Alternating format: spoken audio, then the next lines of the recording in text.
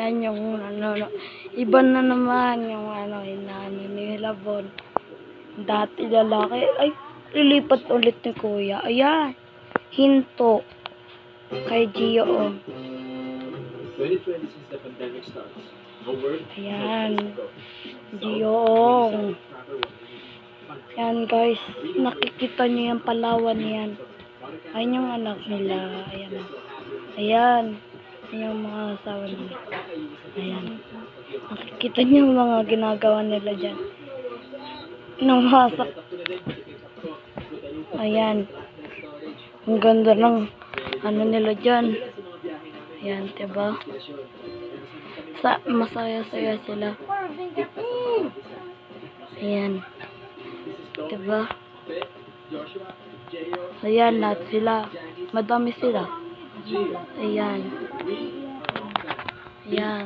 Mag-start na sila. Nakaka-learning po. Ayan. Ayan. Sa isang isla. Nakikita nyo ang video na yan. Ayan. Nakapag-aaral dito si Kabangga kaya may mga kaibigan siya dito. Ayan, nakita nyo. Sobrang saya niya. Siyempre, masaya rin kami para sa kanya dahil Ayan. Vlog nila yan. dito. Kaya pagdating namin, Na-upload ko lang dito. Baka natin. kasi kanta na rin si Ayan, guys. Diba? Nakikita nyo. long time best friend.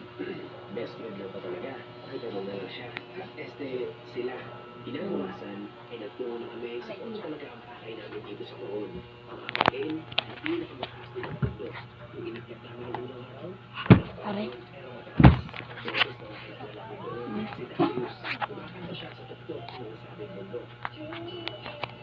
Habang may sombrero sa harap, pwede kang maglagay o appreciate mo ang talent niya. Sinabi namin na kinabukasan na akit namin ang pinakamataas din ng mundo. Sabi niya, wala na patumpik-tumpik pa, lumakarga na kami. Sobrang hirap nga lang ng daan papasok, kaya pati yung tricycle na sinakyan namin, kaya palaban. Pero tinulak pa rin namin siya ng tinulak hanggang saan niya kami kaya i-step.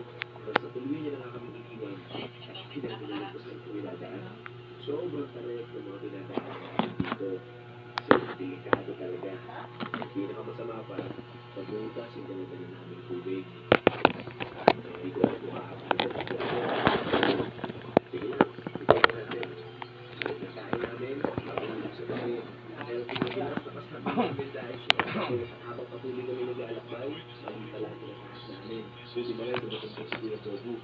At yun, bigla na siya nagpapak sa bubakan. Kaya nakiusap kami, mga kami pakyat. At habang yung pagkahinga, syempre, hindi mo wala ang musika. Kaya kasama na si Darius.